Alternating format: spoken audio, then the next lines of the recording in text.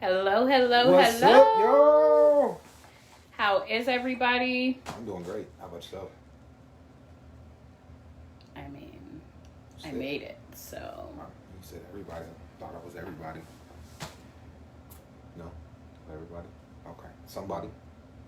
Okay. We're gonna give it let a few people get on. We're gonna open this here package. Hi, Desiree. My best friend. Bring me in camera. I don't know how. Camera. No, we don't like you like that. So, Oh, yeah. we just opened it. We waited to open it with you guys, but Those are the It's official in. copies.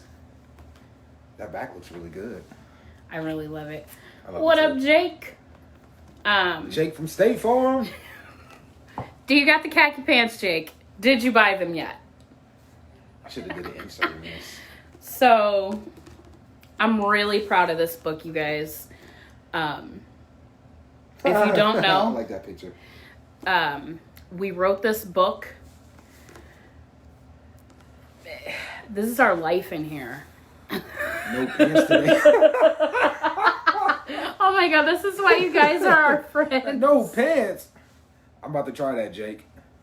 This is why you guys are our friends. They can't see the I bottom swear. half anyway. But you guys, we love you more, Des. So this book literally is everything. Everything. We put our heart and soul into this. This is our entire story.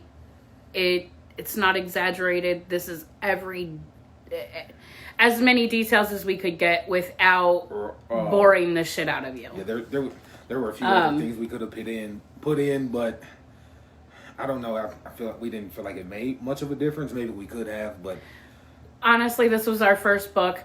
I'm definitely, yes, Des, you were the first one to buy our book. thank you, Des. When I come down next weekend, I'll sign it. You guys, I don't even know what to say. It wasn't real until just now. It took us forever to write it. We apologize. Life happens, and yeah, but it's not filtered. It's raw, uncut.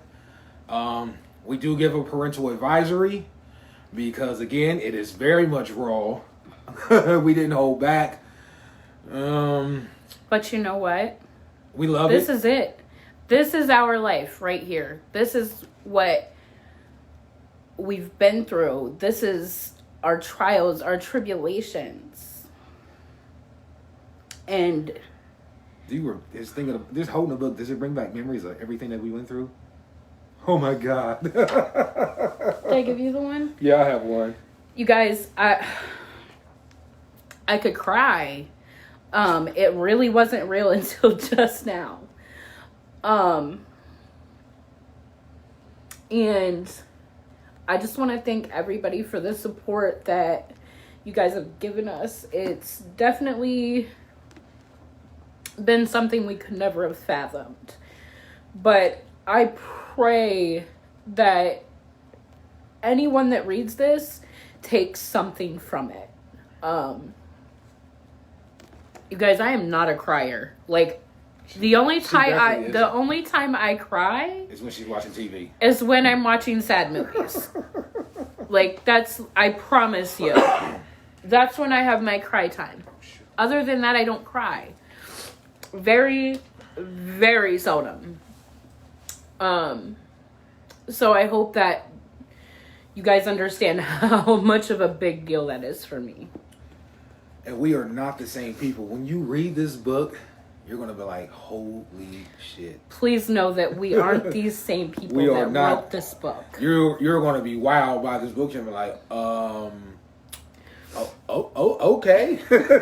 If you guys knew me back when, and I know some of you have known me for many years, if you known me back then and you come till now, you know that it's a hell of a difference. If you knew me a year ago, you don't know me today. I'm still not the same person. I have been working on me and growing me for the last 6 years. Oh, yeah. Because I started in prison. Yeah, I forgot about that. Damn. Oh, my God, it's almost 20. Prison was... Hey, we almost had 7 years clean, free. Almost 7 years. You guys, in my entire life, I literally got locked up every other fucking week in my early childhood. From like 10 all the way up till 17. And I started at 12. Well, I started at 11. And by the time I was almost 13, let's just say from 95 to 2000, I was bye-bye. Bon voyage. So, yeah. Oh, we have exciting news. Well, we have y'all on here. So, we are going to publish our memoirs. We wrote every day to each other in prison, every single day. We tell y'all that in here. Actually, it didn't start in prison. It started in the county jail. And then it just... We don't have those, though, because... No, those got lost. But the ones from prison, from the time I got the CRC and the time she got the MTC at ORW, we have every single letter. We're definitely going to be publishing those in the next couple months. We're not going to write them. They're letters. We're just going to scan them We're going to scan them in. You're going to get all real, uncut. The only thing we have to do is take out the names. Yeah, we have to change the names for people. Well, we're not gonna change the names. We're just going to take them out. We're just gonna darken them so you can't see the names. Oh, well, yeah, that's true. But that's definitely coming. Depending on how this book goes and how things go, Volume 2 is definitely coming soon. Yeah, this has been an amazing experience for us. Writing it definitely brought back memories. And as Vicky just said, it wasn't really real until we hit the submit button. It wasn't really real until Amazon came back and said that... What the fuck? Amplified version? What is that? What is that on there? Hold on, y'all. What is that? What the fuck? I think that they're getting, weird ass. Mine's not like that. So, I've gotta send this one back. It's got... Bible context in there? Oh, yeah. That's... so that was definitely a misprint. So, things happen. Businesses get things wrong. I mean, literally, like... Oh, okay. A lot of somebody else's they got book something wrong. in ours. But, you know. Things happen. We're not going to sweat the small stuff. But anyways, you guys, this has been amazing. Never in a million years did I ever think we were going to be published authors, and now that we are, it still hasn't set in yet that we're published authors. We say, hey, we're published authors and give each other high fives, but it's, I don't know, it just hasn't sunk in yet. But it's an amazing feeling to see our life story right here. Well, not our whole life story, but part of our story right here in the book for everybody to read. It's nothing like it. When people read it and they're like, oh my God, I loved your book. It's so inspiring. You guys are like relationship goals. When I hear that, it's just, I don't know, man. It just does something. It does something to me when people are like, man, we've been watching you, or we've been watching y'all, and we love watching y'all, and it just does something. It makes you smile, like, because it makes you realize, like, man, we're helping changing people's lives. People see us and they're like, man. Even if it's only one. Yeah, even if it's only one. It just one, like that. That's all. Like that's all that matters. Is just as long as we can reach one, it's inspiring to hear people say that. Like it makes me smile like a kid from ear to ear, because I've never had that. I've never really had that before, where people tell us like, we follow y'all. You guys are inspiring. We appreciate y'all. We follow y'all. Like just everything. Sorry if you can hear our dog. More than likely, he's in the window and he sees a cat or another dog. So, don't mind Bruiser. He's very protective. He's scarier than his bark only sounds scary. Yeah, he's a big baby. He just licks on people. That's about the... Sorry. People keep calling. I can't put it on airplane mode or it'll cut this off. They should make an option to where you can like turn off phone calls and text messages when you do lives. Yeah. Well, you have the whatchamacallit, but do not disturb. The airplane mode, I think. No, but you can do that. But anyway. Anyway. We're gonna get down to the bottom of it because I know we've just been wasting a lot of time rambling on. We're gonna do that last. Okay. Oh my Lord. Now find your chapter and I'm gonna read mine. She is bossy. I'm not bossy. He just talks a lot. I talk a lot, Chatty Cathy. Okay. So I'm going to start where we were arrested. It was about to storm. I was waiting for the police to either take me to jail or let me go. I had already watched them put Rashad in the back of the car, so I knew my turn was coming up next. When the officer said he was going to search me, I asked for a lady. I knew I had several pills and heroin in my bra, but I figured I could get away with it. I had big boobs. It's not like they could find it. When the lady got there, she was kind of short with dark hair. They called her Henry. She said, "Put your hands on the car." She told me to spread them, and she searched me. Like I said before, she didn't find anything. So they put me in the back of the police car and left me there. They kept saying, "We know the drugs are his, so if you give them to us and tell us they are his, we will let you go." What are y'all talking about? I don't have any drugs, and he doesn't have any either. When they were about to take me to jail for possession of drug paraphernalia, I just gave them the heroin and pills. I wasn't about to go into jail and have a whole lot of conveyance charges. About 15 minutes after I gave my shit up, they came and said Rashad said he will take your charges. So I went to jail thinking I was going home the next day. Oh my God, I really did think that. I was like, oh my God, I'm going home. Oh my Lord. So I went to jail thinking that I was going home the next day. When I got to the jail, I was in handcuffs and it was this little room. When I walked in, the same sheriff that had searched me was standing there talking to another inmate saying, "I just searched this girl. She had these big ass titties and I didn't find anything. But she finally gave them up." So as I was walking in, I was laughing inside, like, really? You don't have anything better to do? I asked if I could get my one phone call. She handed me the phone and I called Rashad's mom. "Ma, the kids are at home with the babysitter. Can you please go get them? We're about to go to jail." Knowing damn well there was nobody at home with the kids. His mom didn't go get them, so my grandma had called her brother and he went and got them.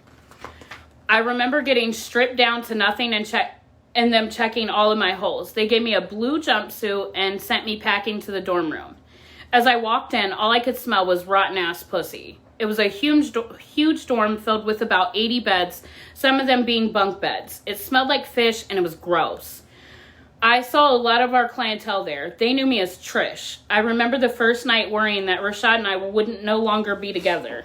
I don't know. Sorry. I wish people would not call. Nobody ever calls me, you guys.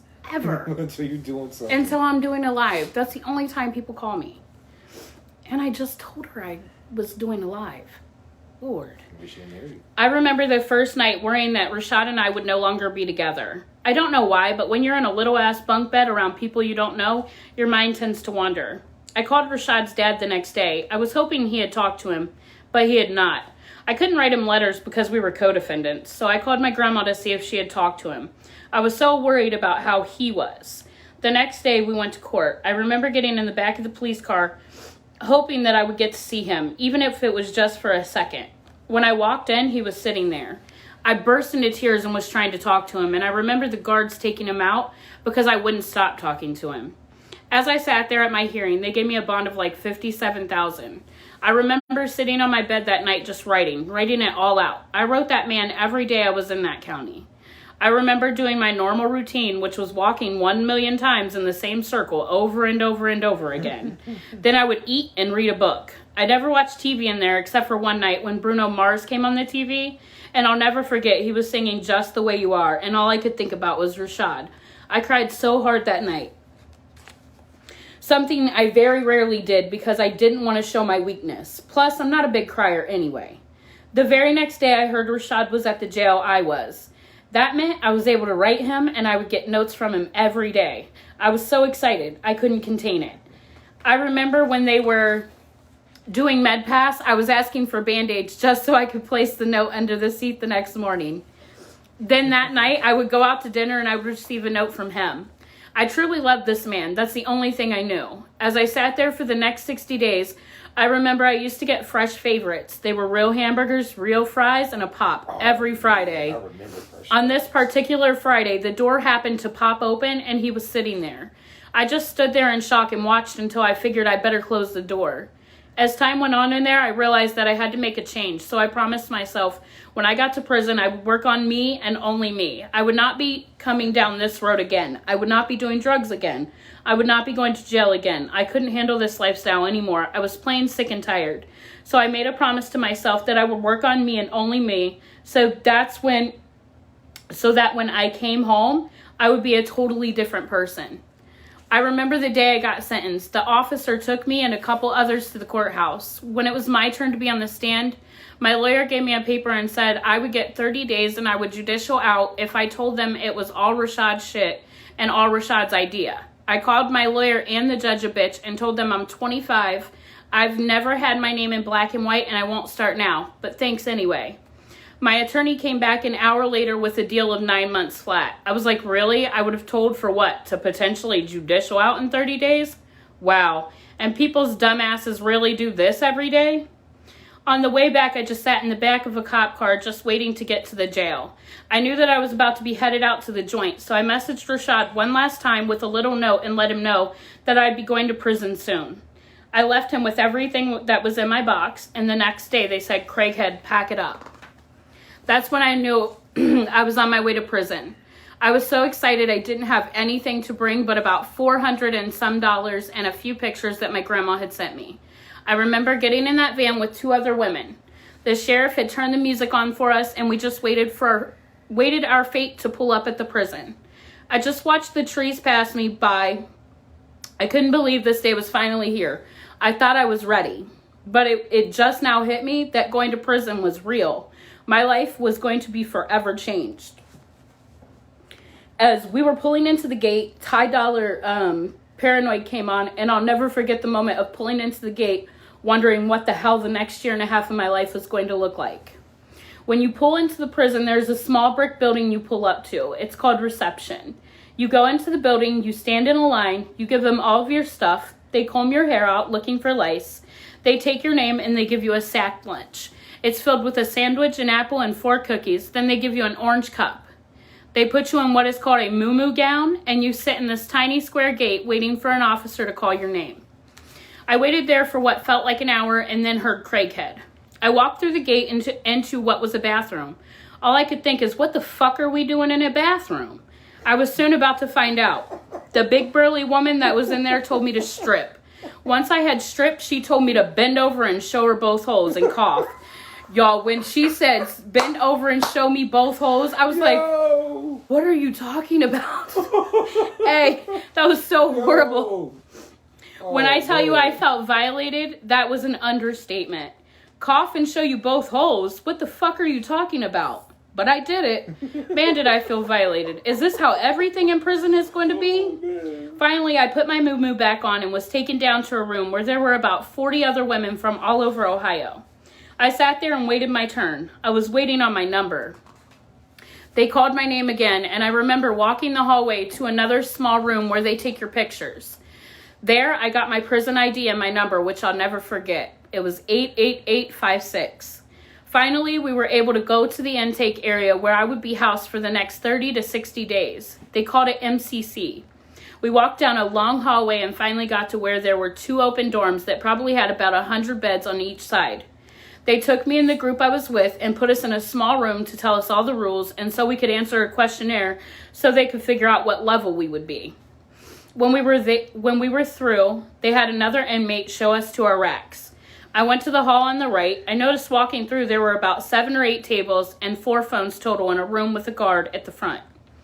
They called this the day room. As I walked back to my rack, I noticed that Jamie was here. Like, holy hell, bro, when did you get here? I chatted with her for a bit before it was count time. When they hollered count, you got on your rack and sat there until count cleared. There were several counts every day, but 4 o'clock count was the one that was the most serious.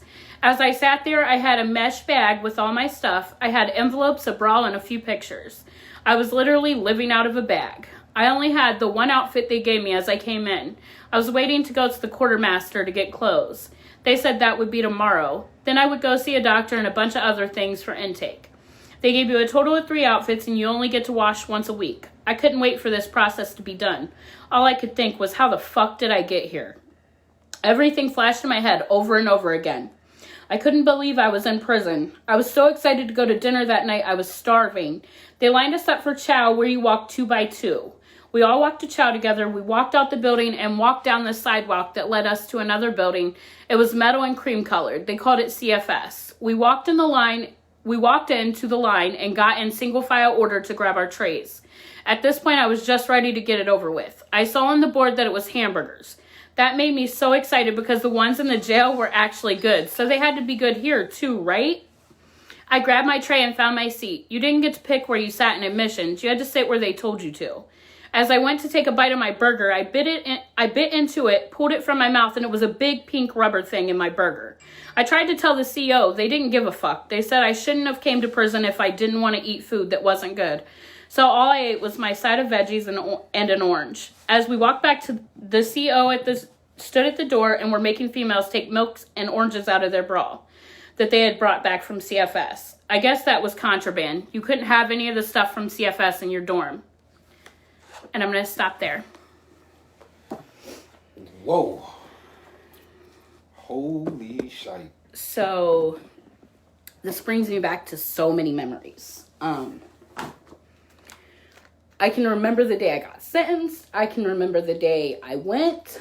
I remember the day you got sentenced because I was in the dorm and there was a guy that went to court with you. He was like, bro, he's like, what's your old lady's name? I said, such a. He said, man, she just went off on the judge and the lawyer and the prosecutor. I said, what happened? He said, man, she called them all a bitch. I said, oh my God. Oh my God. I sat my, he said, bro, you okay? He said, no, I'm never getting out of jail. And I know I said I had a year and a half. I actually had 20 months and I had to do time from a charge that I had gotten prior to that. And honestly, I'm really glad that I never took a deal. I'm glad I never said anything like, that's just not who I am. And it was my shit anyway. It wasn't Rashad's. I tried to take the bait for you, but they wouldn't put it in black and white, so no way. We were special. We were very special. I tried to take the heat for you, but he was I was smarter than that. You won't put it in black and white, bro. That's a no go. I don't care what you say. You guys, just know when you read our book, you're gonna laugh your ass off.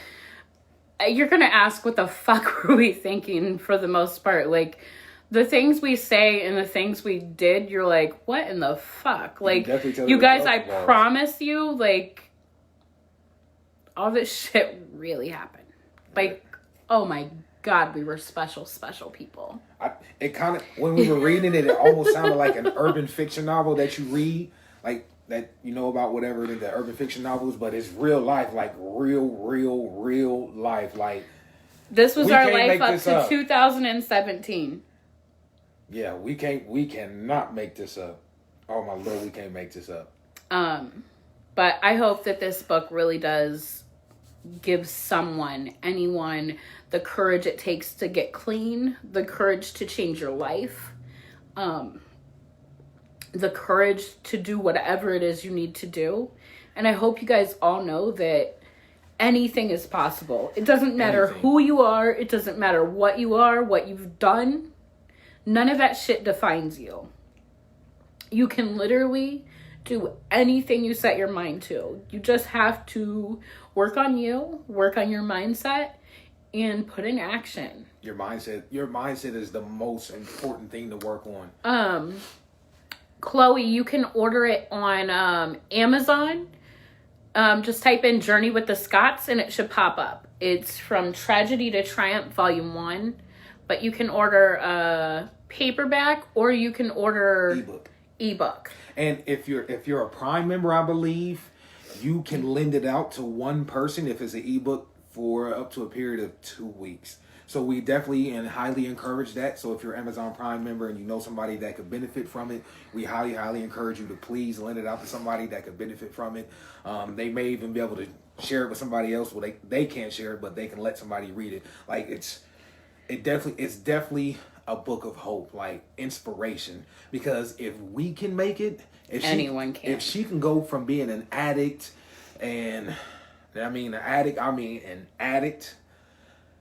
You I was can a make monster. it. If I can go from being in prison, You're welcome, whoring, and thinking I was mafioso, or we were a special breed, y'all. like, you can do it. Like, I've been to prison 3 times, y'all. I've been to prison even as a juvenile. Like, and when I tell you, if I can make it, you can make it. Because statistically speaking, I should have been dead 19 years ago. So, I mean, the fact that I'm 37 now, I'm kicking 40 in the ass, but I'm very grateful for it because in this process, during this journey, I have learned so much about myself, about my wife, about the world, about the way things works, and I'm constantly learning. I'm always having what do they call them? Moment? I don't know. An aha moment. Aha moment. I'm constantly having aha moments. Like, and I do my best to keep my mind open. Sometimes I'm closed minded, but sooner or later, most likely later, I come around to it. So you have to have an open mind. You have to, your mind has to be, when I say stable, like you have to have a positive mindset. You can't go from positive to negative to positive. Like, I understand sometimes you'll have negative thoughts, but you have to stop those negative thoughts, and you have to interrupt what you do with them. Yeah, you have to replace them. It's creating a habit, you guys. It's just creating a new habit. 21 days to make it a habit. We'll put our link to the book in the description when we're done here. That way. No, in the description. That way, because if so, then they're going to have to scroll all the way through, and it's too much. I like simple, guys. If I can be simple, if I can do simple for you, I will. Less is more. You want to get on with yours? Because we still got to do this. I'm going to read my chapter. August 2012. Whew. I need to lose some weight. One day after taking Vicky to work, I was at the apartment gathering up the last of the belongings we had and loading them into the car. Sorry, y'all, allergies. We had just recently rented a duplex as we had to get up out of the Browns. Everything was falling apart and it was time for us to go. I heard a knock at the door as I was in our room. As I approached the door, something told me to look out the blinds first. Good thing I did, and a good thing I did. As I looked out the window, I saw what looked to be about 10 to 15 cops armed to the teeth in front of my door. Y'all, listen. When I tell you, when I looked out that window, when I seen all them cops, when I say my heart sunk and my brain said, nigga, you going to jail. I knew I was going to jail. It wasn't no ifs, ands, or buts about it. That many cops in front of my door, I'm going to jail. Oh, my God. Excuse me. I'm definitely going to jail today, I told myself. I hurried up and ran to the bedroom and grabbed the last of the dope I had and stuffed it up my ass. Yeah, for real. Bet they don't get me with any other charges. Zanaya was in her car seat still, sound asleep and none too wiser what was going on. I braced myself for what was about to come next. As I opened the door, one officer that was off to the side grabbed me by my arm and told me I was under arrest for drug trafficking. My whole heart sunk to my stomach. Drug trafficking? No way I was stupid enough to get caught for that. I started to look around the apartment complex. To my surprise, they were conducting a raid and were pulling the rest of the dope boys out of the apartments. Y'all, listen, I swear to God, I don't know if you've ever been a raid or seen a raid, but to actually be in one, listen, when you're surrounded by, that was just 10 or 15 cops at my door. It was flooded with Ohio State Highway Patrol, Marion Police Department, Marion Sheriff's Department. They had Delaware Police there. Like, they were armed. Listen.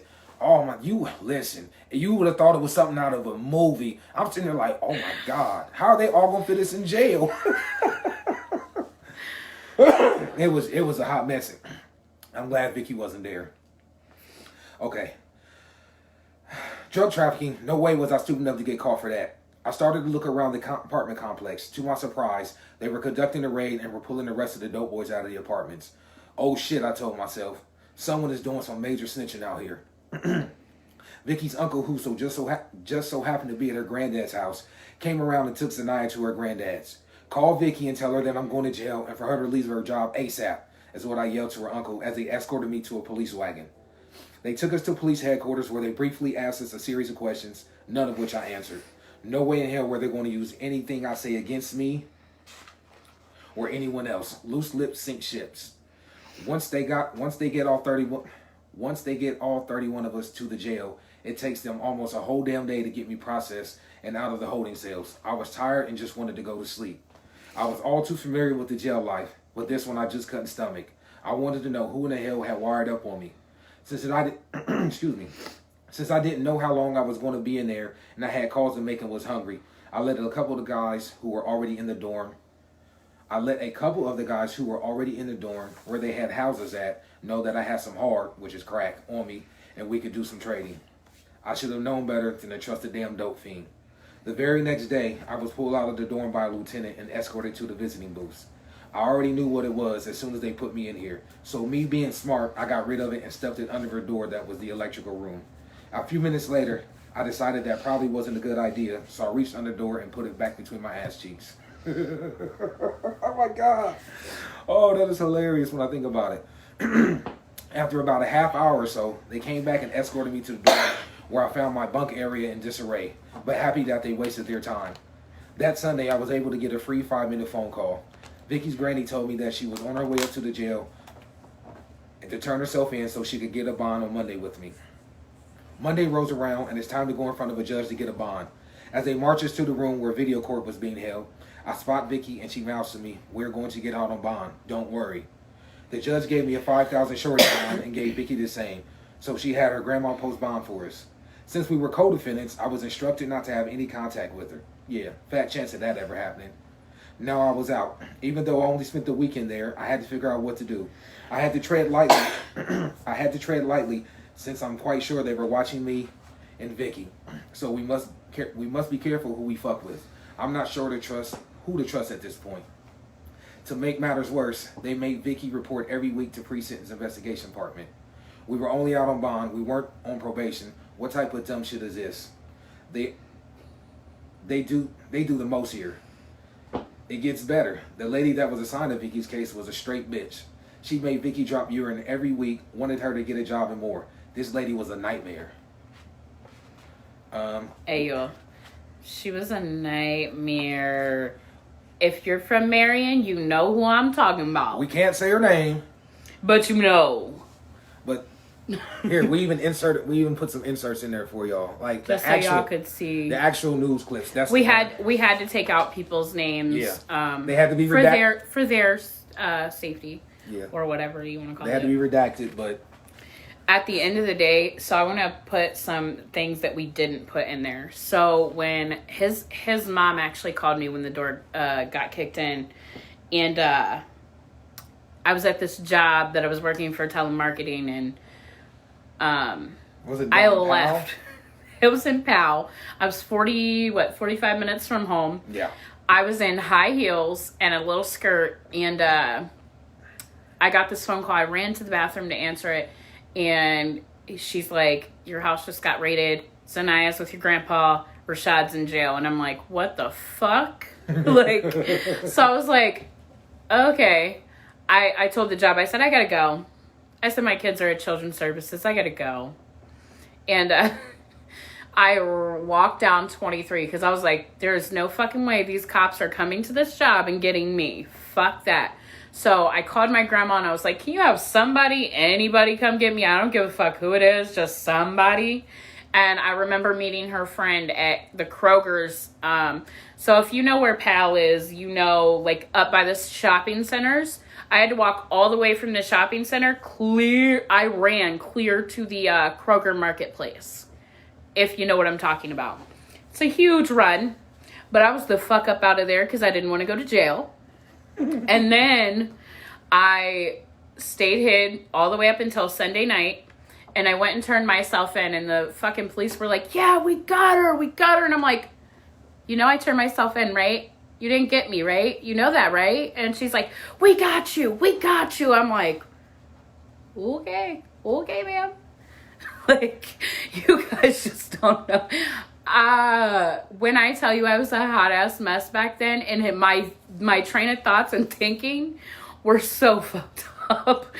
Oh my God, if you guys only knew, but this book, it doesn't have every single detail. If you guys ever have questions, anything, we will answer them. We're not embarrassed. We're not ashamed.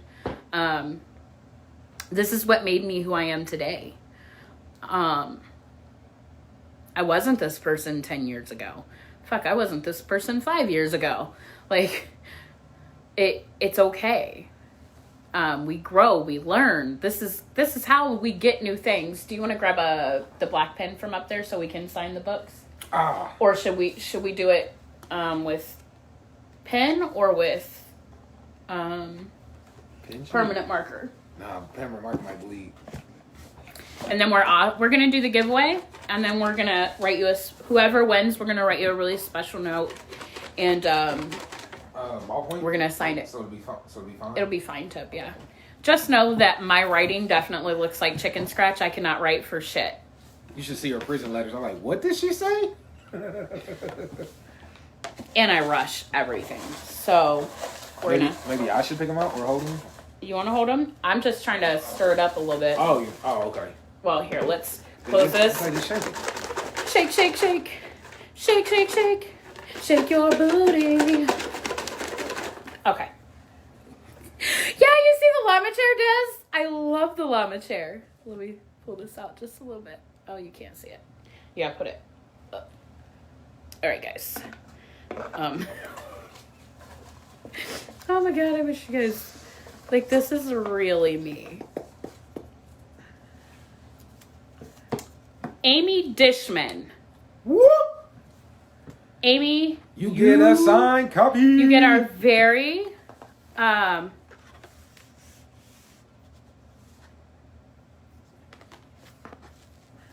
should we just do it on this right here? Do it in the front. Actually, no, you can't do it in the front because No. we didn't do it forward. So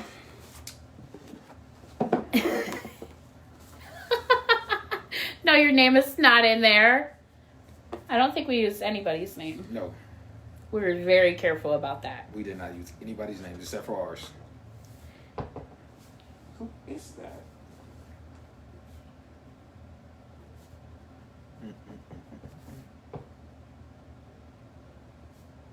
I'm the boss.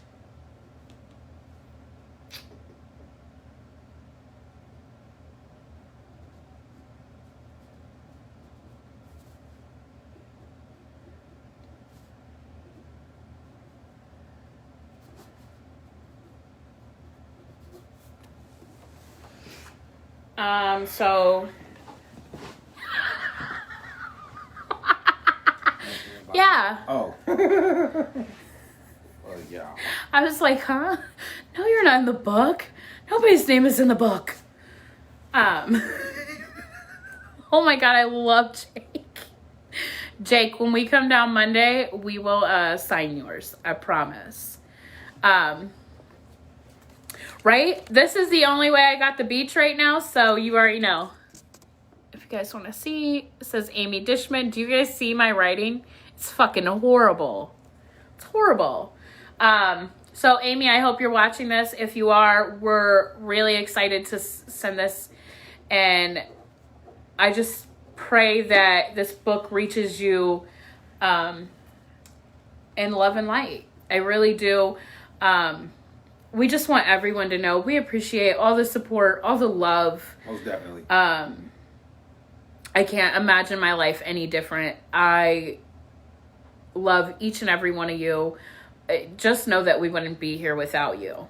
Each and every one of you in some certain way have done something to change our lives, even if it was just the slightest bit. Truth be told, we only wrote this book because you guys, our followers, friends, acquaintances, whatever you dub yourself as, we kept hearing like, you guys should write a book. You guys should write a book. So finally one day we were just like, fuck it, let's just write a book. So we wrote a book. So this book is like mostly because of you guys. Like, you guys inspired us to write the book. We had never thought about it. Like, but everybody kept saying, you should write a book. You guys should write a book. You guys should write a book. So thank you to you guys. We finally got it done. We got it out there. If it wasn't for you guys, we would have never even had the idea. Real shit. Like, we probably would never even have for real had the courage. It's because of you guys. So thank you. I just, one small last note. I know this is pretty long, but we've never done this. We don't know what the fuck we're doing. So you guys are on this journey with us. Like I said, if you guys have any questions, maybe we'll do a live Q&A in the next week or two. Put down what you guys think of a live Q&A. Even though that book's messed up, you still want to do a drawing for it? So No, that one's ours to keep. Oh. That one's our special one. Oh, okay. Okay. That's why I got 2. Got you. Okay. Okay. I was confused. I got 2 books so that I could keep one, because this is literally one of the most important moments in my life. This is, I pray, going to change so many people's lives. Honestly, I would love to see it get into a prisons. That would be awesome. We can contact ODRC, right? But we appreciate all of you for your support. Just know that we really are thankful. We are. And if there's anything we can ever do, reach out to us. If you ever need help with getting through addiction, anything like that, reach out. We're always willing to talk to people and try to help as much as we possibly can. Obviously, I'm not going to keep running my head into a wall. I used to do that with the same people over and over, if that, like, but if you're really serious, I will help you. Even if you're not, I'll still help you until At least get started. you're, Point on the right path. you know. But at the end of the day, guys, we appreciate you all. We love you all. And be looking for my Bath and Body line coming out soon. I'm excited about that. She needs help with the name. So all her friends and followers, if you could help her come up with a name. I told her I think Oh So Fabulous by Vicky. I like that. It just rings. So, you know. Thank you so much, Jennifer. Oh.